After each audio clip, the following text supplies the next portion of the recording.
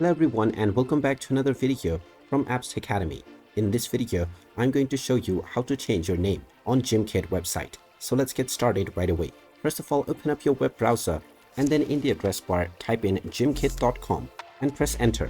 You will now be taken into the official Gimkit website. If you haven't logged into your account already, proceed forward with your email address and your password.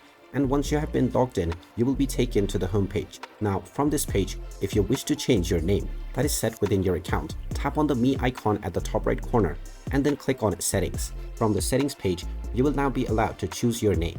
Just type in whichever first name you wish to set up, and then you also have the option to enter the first digit of your last name. After entering both your desired first name and your desired initial, your changes will be saved within your account. You can now simply go back to your Gimkit homepage and you will find that your username has now been changed when you return back to the Me and the Settings page. And there you have it. That is how easy it is to change your name on Gimkit. If you find this video helpful, make sure you hit that like button and subscribe to our channel if you haven't done so already.